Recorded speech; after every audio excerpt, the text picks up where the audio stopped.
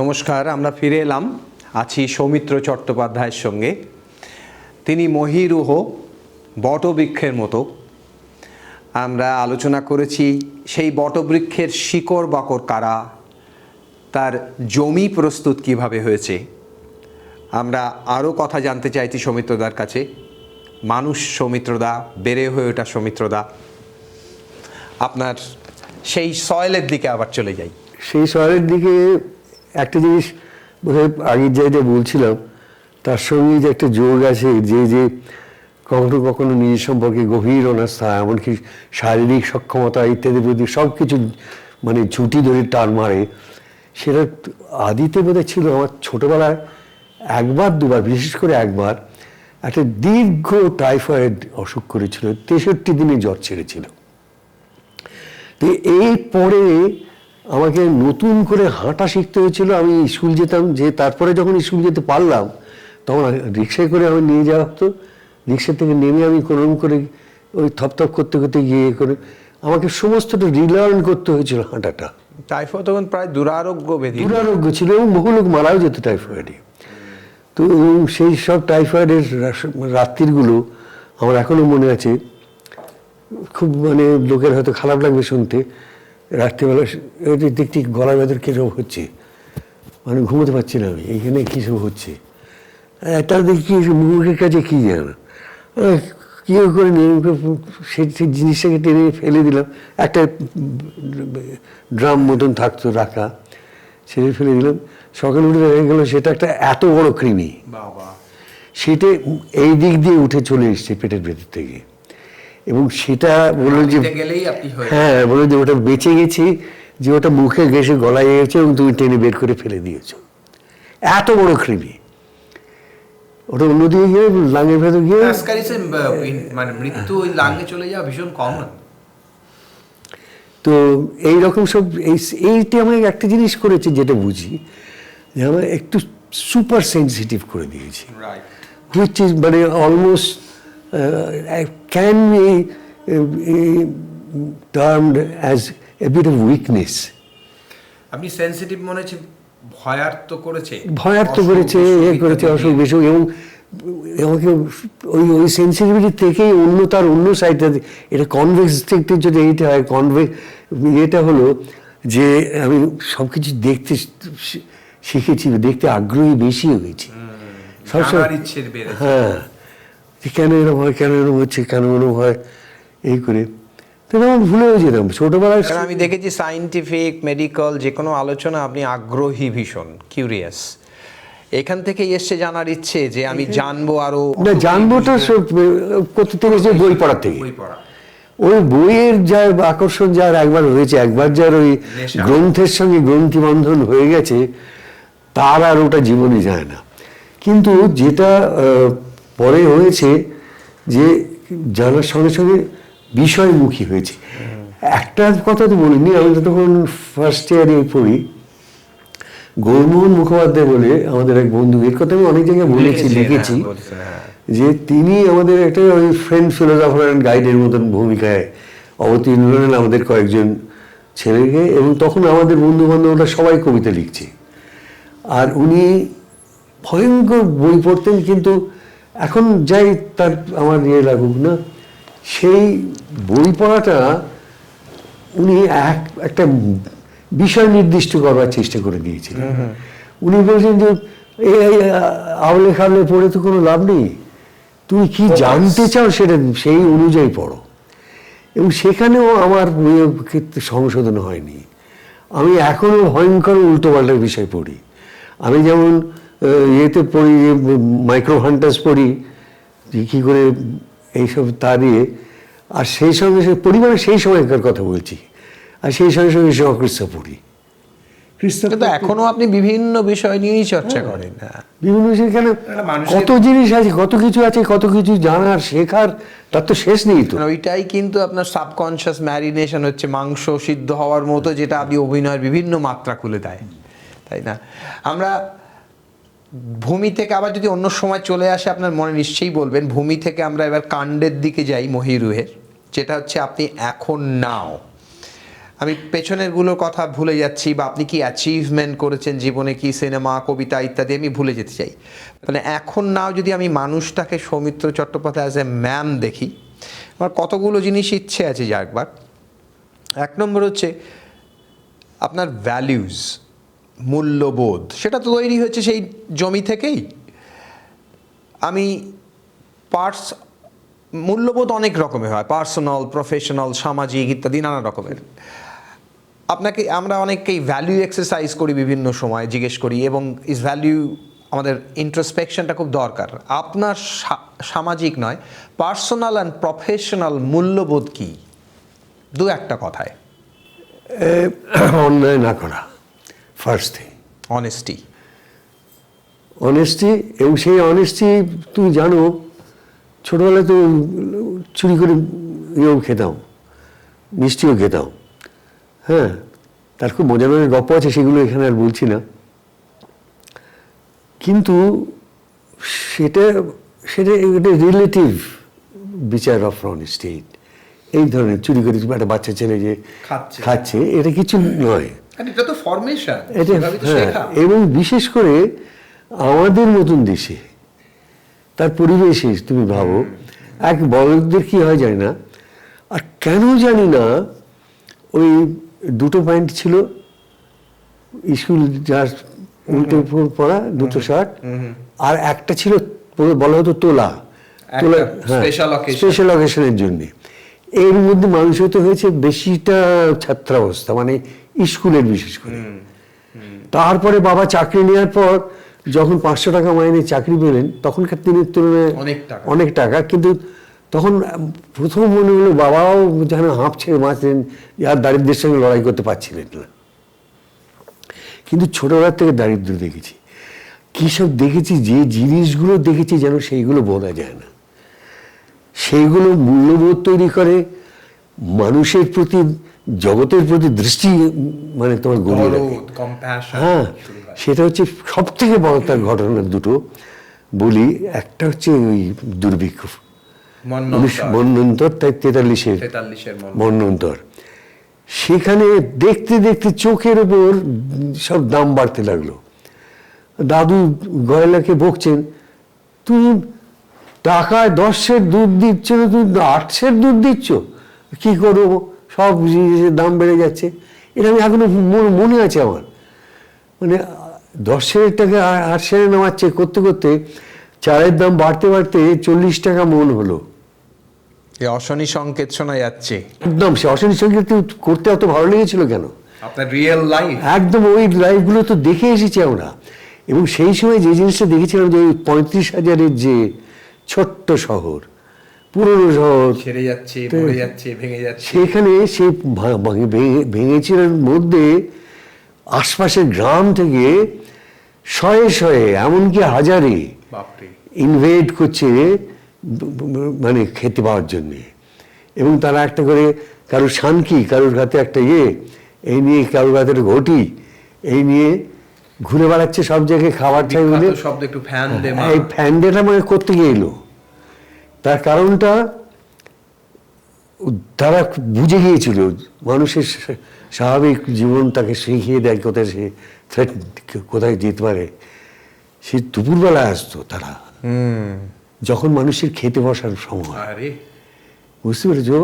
তাহলে যদি সমবেদনা, সেই সমবেদনা না হলে তো তোমাদের উপায় নেই তো তখন। আর যে একবার জীবনে ওই ফ্যান দাও শুনেছে, জীবন তুমি ভুলতে পারবে না। তো তখন মনে হয় যে তার অনেক পরে, যখন আমার হাতের কষ্ট কোনোদিন করতে হয়নি, তখন মনে হয় কোথায় কি আমি অপরাধী রয়ে গেলাম। আমি কি আমার দেশবাসী যারা এত কষ্ট করে ওই মন্বন্তর মারি অতিক্রম করে করে চলেছে, আমি তাদের জন্য কিচ্ছু করতে পারবো না কোনোদিন। এরকম একটা ঋণ বোধ আমার ভেতরে কাজ করে। একটু থামি। হ্যাঁ, নিশ্চয়ই। আমরা 76-এর মন্বন্তরের কথা গিয়েছিলাম। 76 না 43-এর মন্বন্তর। এটাই আরো ওই কলকাতার বাসিন্দা তখনও নই, আশপাশের গ্রামের চেহারা সেগুলো ওর মধ্যে থেকে বেরিয়ে আসতো। কলকাতায় এসে এমন একটা ট্রমাটিক ঘটনা সমস্ত দেশবাসীর উপর দিয়ে ঝাঁপিয়ে পড়লো, যেটা হচ্ছে রায়টস। যে আপনার 16ই আগস্ট কলকাতায় 1946 সালে একটা রায়ট হয়েছিল, ডাইরেক্ট অ্যাকশন ডে বলে। ফজলুল হক ফজলুল হক এই, সোহরাওয়ার্দী সোহরাওয়ার্দী, হ্যাঁ। সোহরাওয়ার্দী ইয়ে করেছিলেন, এবং সেই থেকে রায়টটা শুরু হলো। মানে আপনার যে সেই বিশ্বাসের ভিত্তিভূমি তৈরি হয়েছে কৃষ্ণনগরের, হ্যাঁ, সেই জায়গাটা আঘাত সেখানে- লাগতে লাগলো। এবং শুধু আঘাত নয়, ক্লাস 6-এ পড়ি তখন, সেখানে তো মূলত অপ্রস্তুত, অনেক অনেক অনেক আর্দ্র মৃত্তিকার মতন। সেইতে মনটার ভেতরে তখন ওই কিছু কিছু ওইসব আমার ভেতরে ঢুকেছে বই কি, আমি গিয়ে ওদের সঙ্গে মারামারি করি। তো পরবর্তী মনে হচ্ছে কেন করবো, চারপাশের লোক বলছে যে জানো তো এরা মানে অন্য সম্প্রদায়ের লোকেরা তারা খুব সুবিধার নয়, নয়। সেই জন্য আমি বলি, হ্যাঁ সেটা আমি দেখতেই পাচ্ছি, খুব অনেক লোককে মারছে তারা, কিন্তু আমি তো দেখছি আমাদের সম্প্রদায়ের লোকেরা তো ঠিক কম নয়, মারছে না। তারা তো কম মারছে না, বেশি মারছে। কেন পরবর্তীকালে তো তারাই মানে কলকাতা শহরের সবথেকে মেজর অ্যাসোসিয়েটেড ওরাই তো হলো। তো এই যে জিনিসগুলো, এই জিনিসগুলো কোনোদিন ছেড়ে যায় না, ভুলে যায় হয়তো।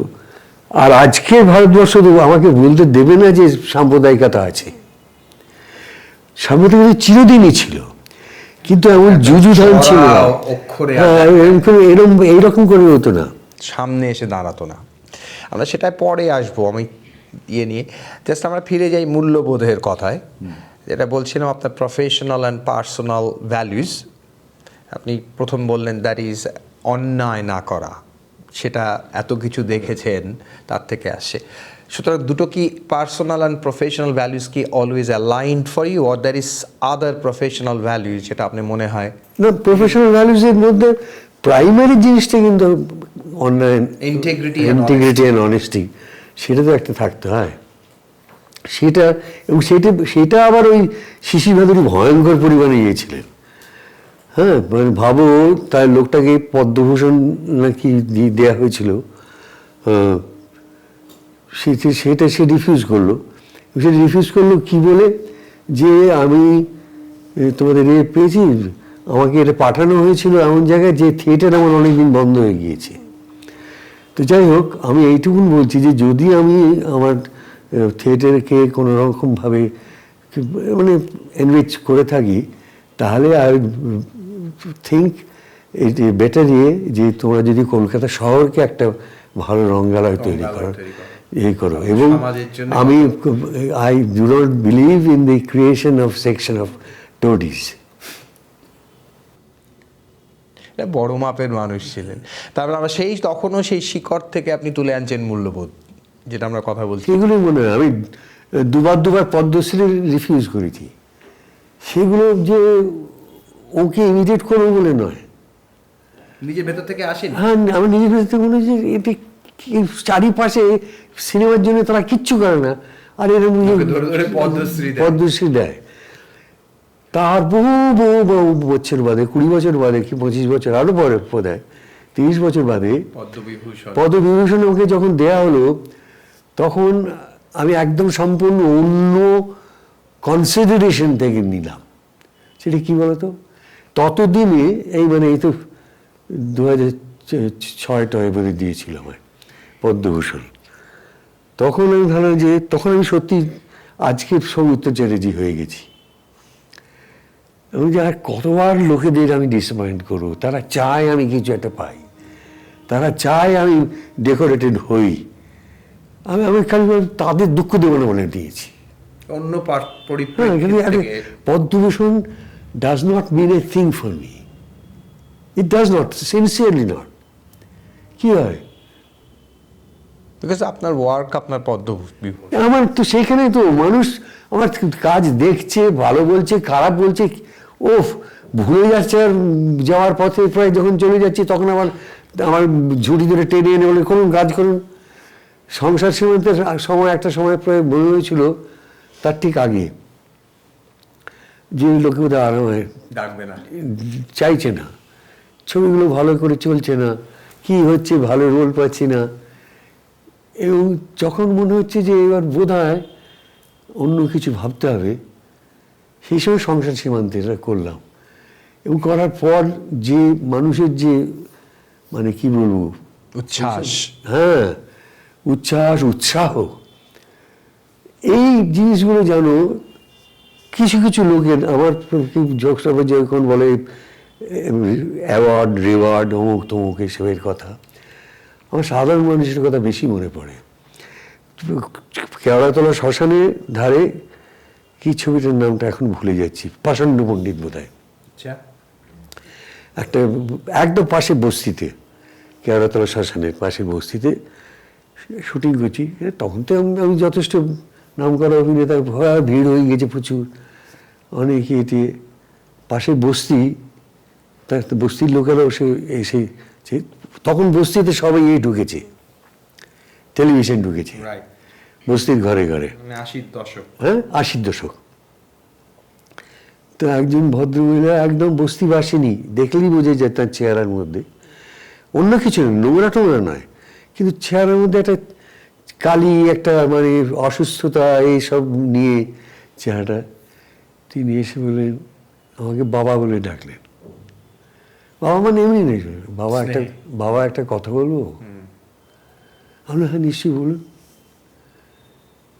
আমাদের ঘরে তো টিভি আছে, গতকাল রাত্রে কোন ছবিটা তা আমার মনে নেই, সেটা সত্যি আমরা মনে রাখিনি, কিন্তু তিনি বললেন যে সেই ছবিটা কালকে আপনার ওই ছবিটা দেখলাম।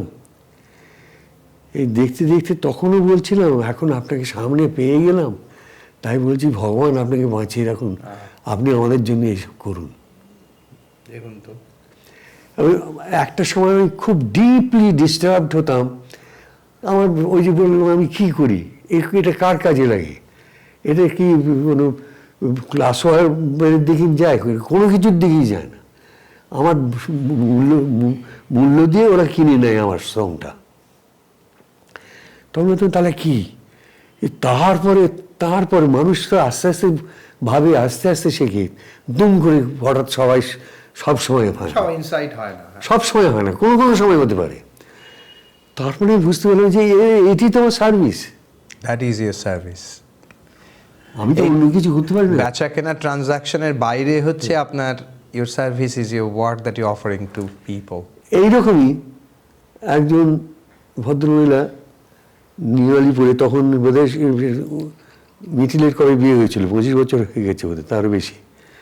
ওই ওদের পাড়ায় একটা ক্লাবে নিয়ে গেল ওই রিসাইড করার জন্য। এবং যেহেতু জামাইয়ের বাড়ির ওই পাশের সব ক্লাব, আমার ওই কোনো ফিনান্সিয়াল ইন্টারেস্ট ছিল না, আর খুব ভালো একটা মাইক্রোফোনও দিয়েছিল, ওটা খুব দরকার বুঝলে, আবৃত্তির জন্যে।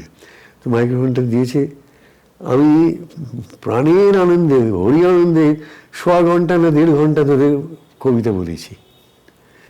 বাপরে। হ্যাঁ, তারপরে সবাই খুবই ভালো লেগেছে, মুগ্ধ, যে হতে পারে যেসব ইয়ে, কিন্তু তাদের কথা বলছি না, সেরকম তো সব প্রত্যেকে এতেই অনেক জায়গায় পাই। একজন ভদ্রমহিলা এগিয়ে এলেন আমার দিকে, এই দেখলে মনে হয় 60-65-70-এর কাছাকাছি বয়স। তিনি এসে বললেন যে, আপনি আমাকে চেনেন না, আমি আপনার মেয়ে জামাই, ওদের পরিচিত বলে। তো তার নামটা ও সব বলেছিলেন, আমি সেগুলো এখন মনে নেই। আমি টার্মিনাল পেশেন্ট, একজন ক্যান্সার।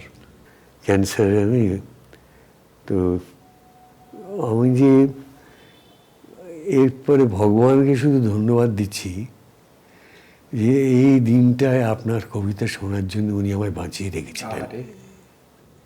পরম প্রাপ্তি। এর থেকে বেশি প্রাপ্তি কিছু হতে পারে না মানুষের।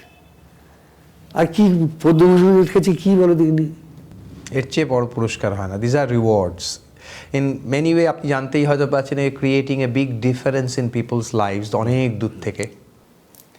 আবার এমনি প্রত্যক্ষ আনন্দের জায়গা একদম, সেইগুলো হচ্ছে আমার দিদিমা শিশি বাদুড়ি দেখেছে, অনেক দেখেছে। ওই সৌরন মুখুজ্জের শিশিরবাদী বন্ধু ছিল, ওরা সবাই মিলে যেতেন নাটক দেখতে। এই আমি একবার ষোড়শী তার দেনা পাওনাটা হয়ে একটা টিভিতে হয়েছিল, তো তার আগে অনেকবার আমায় অনেকে শিশিরবাবু করার রোল করতে বলেছে, আমি কোনোদিন করিনি, কারণ আমি নতুন করে ভাবতে পারবো না ওগুলো। তারপরে যখন এটির জন্য বললো, তখন যে ঠিক আছে, এখন প্রায় ডিটেলসগুলো ওর ভুলে গিয়েছি, তো এখন আমি করতে পারবো। আর দ্বিতীয় কথা হচ্ছে যে এটা ডিফারেন্ট, পরিপ্রেক্ষিতে মিডিয়ামটা আলাদা। ওটা থিয়েটারের জন্য, এটা সিনেমার জন্য আমার অভিনয়ের মাত্রাগুলো অন্যরকম হবে। তো কিন্তু আমি তখন প্রত্যেক সপ্তাহে একদিন করে যাই ওই মার ওখানে, দিদিমার সঙ্গে দেখা করি, দিদিমাকে দেখি। তো দিদিমা বুড়ি বসে আছে, আমি দেখলাম যে জিজ্ঞেস করাটা আমার ভুল হবে, যে আমি দিদি দেখছো নাকি তুমি রোজ এইগুলো যে দেখায়? বলিনি। ওই মার বাড়ি যাওয়া বন্ধ করে দিলাম যতদিন ওই সিরিয়ালটা শেষ হলো। সিরিয়ালটা শেষ হওয়ার পর আদিকে অদম্য ইচ্ছে, দিদি কি বলে জানার ইচ্ছে, ওগুলো আমার খুব ভীষণ লোভ আমার। তো প্রয়োজনের একটা কথা শোনা। তো আমি গিয়ে দিদিকে বললাম, দিদি তুমি কি এই দেনা পাওনা দেখলে নাকি? এই কদিন ধরে যে টিভির সামনেই বসে থাকে, আর তো কিছু করে না। হ্যাঁ, আর সত্যবাদী তো মিথ্যে কথা বলতেন না, আর কোনো রকম ভূমিকার নেই, যে কোনো আনন্দের অভিব্যক্তি, দুঃখের অভিব্যক্তি, রাগের অভিব্যক্তি কিচ্ছু নেই মুখে। বলে না দেখলো, তখন আচ্ছা এরকম একটা জিনিস আমায় বলো না, আচ্ছা আমি কি ওই শিশুর থেকে অনেক খারাপ করেছি? বলো না, আমি কি শিশুর থেকে অনেকটা খারাপ করেছি? তখন আমার মুখে দিয়ে তাকিয়ে বলে, না তো। অত্যন্ত সিরিয়াসলি বললেন, না তো, তুমি তো উন্নতিই ভালো করেছো। বাপরে, এই পুরস্কার, এই পুরস্কার। আমি মশা চলে আসছে পুরস্কারের লোভে। যাই হোক, আমরা যেটা বলছিলাম, আপনি অনেকটাই হয়তো পরের প্রশ্নটার জবাব দিয়েছেন, কিন্তু আপনি গাছের কাণ্ড হিসেবে এই মুহূর্তে what gives you meaning and purpose?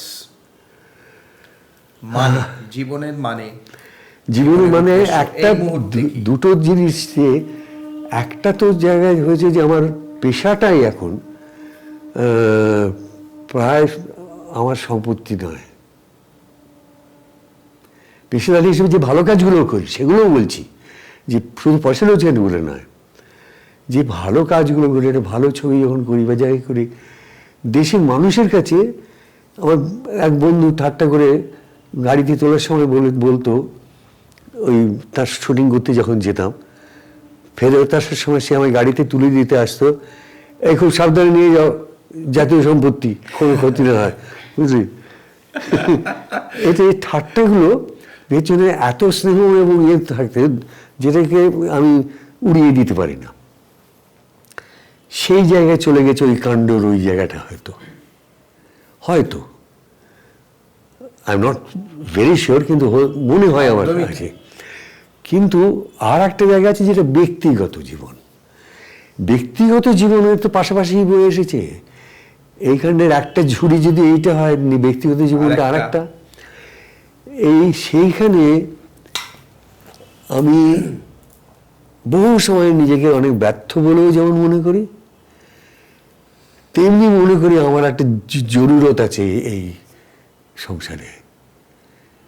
হ্যাঁ, ব্যর্থ এই জন্য মনে করি যে সংসারে থাকতে গেলে খটো মটো হেন তেন মান অভিমান ঝগড়া সে তো তার মধ্যে সকলকেই পড়তে হয়, আমিও পড়েছি সব মানুষেরই মতন। কিন্তু কখনো নিজেকে যেন ওই একটা জিনিস, নিজেকে উচ্চস্তরের জীব বলে ভাবতে শেখাইনি। নিজেকে নিজে শেখাইলে কিন্তু লোকে, আর অনেক সময় স্ত্রীরা শেখায় যে তুমি জিনিয়াস। হ্যাঁ, তো আমাকে আমার স্ত্রী জিনিয়াস কমপ্লেক্স ঢুকতে দেয়নি আমার মাথায়। মানে আরেকজন যিনি আপনাকে গ্রাউন্ডেড রেখেছে। হ্যাঁ, ভেরি মাচ কাছাকাছি। এবারে এইবারে আমি শুধুমাত্র বেশি কথা বলতে নেই বইয়ের সম্বন্ধে, এইটুকুন বলতে পারি যে আমার বাবা মা শিশির মাধুরী ইত্যাদি সত্যজিৎ রায়, তারপরে তার বিরাট শিক্ষা আমার কাছে যেটা, সে সব ছাড়া আর যদি কেউ আমাকে মানুষ হিসেবে গড়ে থাকে, আমার ভীরুতা ইত্যাদি প্রভৃতি থেকে টেনে আমাকে শক্ত সামর্থ্য একটা লোক তৈরি করে থাকে, সে হচ্ছে কিন্তু ওই লোকটা। আর বেশি বলার দরকার নেই। একটু আমি অবাক হয়েছিলাম যখন আমরা শিকড় বাকরের সময় রবীন্দ্রনাথ এসছেন, শিশির ভাদুরী এসছেন, সত্যজিৎ রায় আসেননি। বাট নিশ্চয়ই শুধু উনি রুট নয়, উনি রুট, কাণ্ড এবং অনেকখানি পুরোখানি অনেক তৈরি হয়ে যাওয়ার পর, হ্যাঁ ঠিকই, ওপরের শাখাগুলোতে পত্র সঞ্চারিত হয়েছে। এইবার আমি যাচ্ছি যে এই মুহূর্তে দেখুন, আপনার সেই সময় অনেক লোক চলে গেছেন যারা আপনার ফ্রম সত্যজিৎ বাবু থেকে শুরু করে আপনার বন্ধু, যারা আপনার স্টার পিপল ছিলেন চারিদিকে। কিন্তু মানুষের জীবনে ফ্যামিলি ইত্যাদি ছাড়াও এই মুহূর্তে কারা আপনার রেডিয়েটার্স, ইন্সপিরেশন স্টিল, যারা আছেন, যারা স্টিল আপনাকে উজ্জীবিত করেন, যারা অনেকে তো রেফ্রিজারেটরস হন আর আপনার রেডিয়েটার উজ্জীবিত করি না করি আমার আপনাকে কে করেন? হ্যাঁ, না আমাকে উজ্জীবিত সবসময় যে সব করে না, আমার কাছে যে নন এক্সিস্টেন্ট একজন বড় লেখক, তার লেখা পড়লে আমি উজ্জীবিত হই, সেইগুলি বেশি হই। আর যারা যা শিখিয়ে গেছেন, যেমন মানিকদা এত বড় একটা শিক্ষা, সেটা তো সে নিহাত আমার কপাল যে আমি সেটা পেয়ে গিয়েছিলাম, যে এই লোকটার ইউনিভার্সিটিতে আমি ঢুকেছি, এই কথা বলা যায়। হ্যাঁ ঠিক আছে, কিন্তু ব্যক্তিগতভাবে আমার family, the family that I created, not the parental family, সেখানকার মানুষগুলো, আমার ছেলে মেয়ে, I have seen them, যে তারা কি পরিমাণ লড়াই তাদের করতে হয়েছে জীবনে, এটা ভাবলে আরো অবাক লাগে। বিশেষ করে একজন বিখ্যাত মানুষের পুত্রকন্যা হওয়ার জন্যই তাদের অনেক বেশি লড়তে হয়েছে। তাদের এনর্মাসলি গিফটেড, তারা ট্যালেন্টেড ভীষণ, এবং র ট্যালেন্টের দিক থেকে হয়তো আমার থেকে অনেক বেশি তারা ট্যালেন্টেড। তাদের কিন্তু অনেক জীবন যুদ্ধের ইয়েতে স্যাক্রিফাইসও করতে হয়েছে, এবং জীবন যুদ্ধে তারা অনেক জায়গায় মিসফিট ফর দিস এজ, এটা আমি দেখতে পেয়েছি তার চোখের উপর। তারপর আধি ব্যাধি, এইগুলো যেমন আমার ছেলের অসুখ বিসুখ, আজকে এত বয়সে, এই বয়সে এসে ধাক্কাটা খেলাম, আমার নাতির এই অ্যাক্সিডেন্ট, এই সবগুলো আমার বেঁচে থাকার উপযোগিতাটাকে আমার বারবার মনে করিয়ে দেয়, আমার বেঁচে থাকাটা কতখানি দরকার। আর কোনো সেন্টিমেন্টালিটি নয়, জৈবিক প্রয়োজন খালি। হ্যাঁ, যেটা প্রায় জৈবিক এবং জৈবনিক। আমি না থাকলে আমি যে ফ্যামিলিটাকে নিয়ে বেঁচেছি, এটাই তো আমার জীবন। নিশ্চয়ই। এবার যদি আমরা একটু ওপরের দিকে যাই, আপনার কাণ্ড থেকে শাখা প্রশাখা, ধরুন আমরা তো এই বছরটা শেষ হয়ে আসছে, উইন্টার মানেই হচ্ছে সেলিব্রেশন খালি নয়, আমরা রেট্রোস্পেকশন, ফিরে দেখা, রিফ্লেকশন। আমরা শুধু নিউ বছরে যাচ্ছি না, নতুন ডিকেডে যাচ্ছি।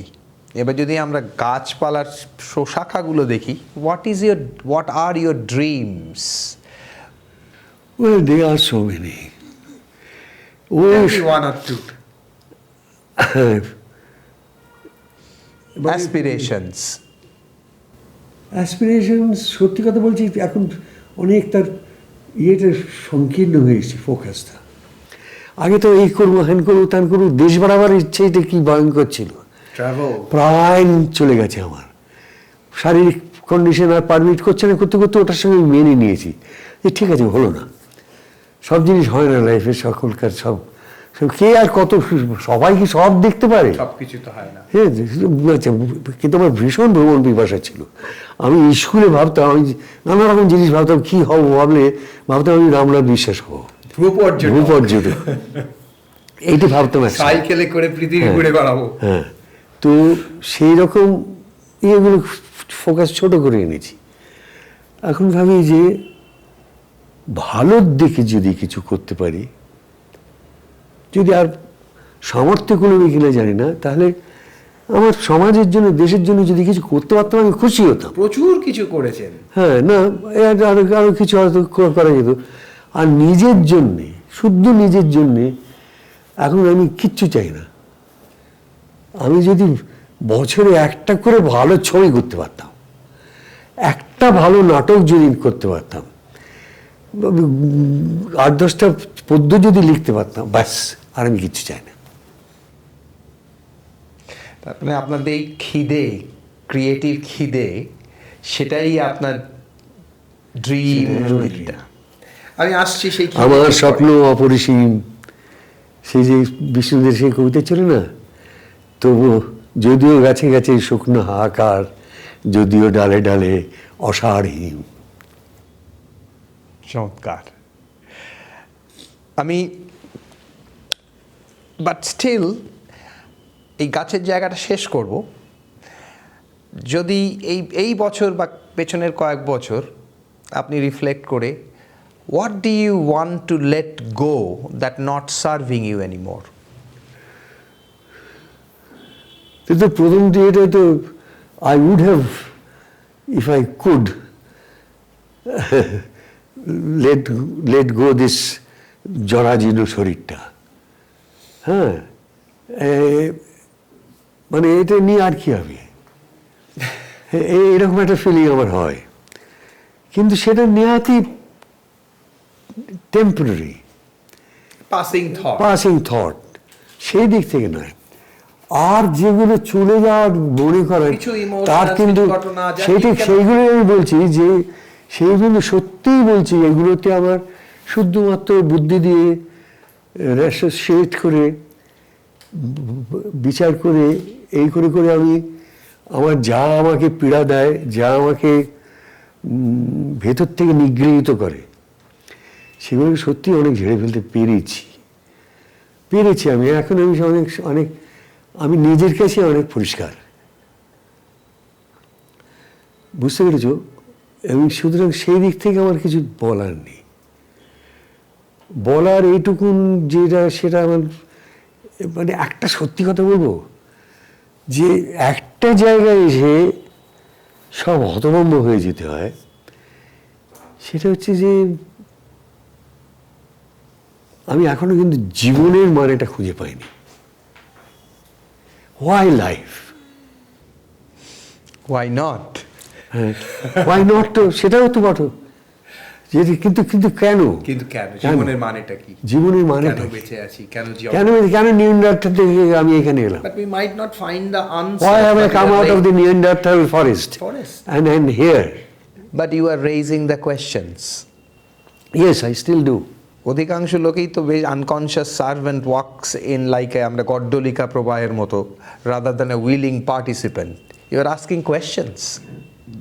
Yes, and এই কোয়েশ্চেন ছাড়া তো হয় না, প্রশ্ন করতে হবে, মানে করতে হবে বলে যে করি তা নয়, এটা তো ইনগ্রেইনড ইন মি। মানে আমি কি করবো, আমি কেন ভীষণভাবে তারা দেখতে ভালোবাসতাম। সেই কবে ক্লাস 10-এ জেমস জিন্সের মিস্টিরিয়াস ইউনিভার্স পড়েছিলাম, সেই বই আমার মাথার মধ্যে রয়ে গেছে বোধহয় প্রায় এখনো। যখন কার্তিক মাসের কি অগ্রহণ মাসের আকাশ মফস্বলে যাই, দেখি সেই সপ্তর্ষির জিজ্ঞাসার চিহ্নটা আর কালপুরুষের তলোয়ার, তখন দেখলে আমার খালি মনে হয় কেন, the mystery of the universe কোথায়? তাহলে এই মানে একটা বালুকণার থেকেও ছোট্ট একটা মানুষ, তার অস্তিত্বটা কোথায়? তার অস্তিত্বটা কোথায়? অস্তিত্বটা কিসের? কেন? এটা না হলেও পারত। হাজার হাজার জন্ম জন্ম না হয়ে মরে যাচ্ছে, কত অ্যাবর্টেড হয়ে যাচ্ছে life. But I have lived, এবং সেখানে যে আমি 85 গেলাম, কিন্তু 60 চলে যায়, তাই না? আমার বাবা 58 বছর বয়সে মারা গিয়েছিলেন, শিশি ভাদুরী বোধহয় 72 না কত, হ্যাঁ, মানিক দা ওই রকম 70, 72 না 75। তো এগুলো আয়ুর ওই মানে বৎসরের হিসেবে চলে না। এই প্রশ্নটা আসে আমি যদি ভাবি যে কেন আমি, এই শ্রদ্ধায়, যে আত্মবিশ্লেষণ,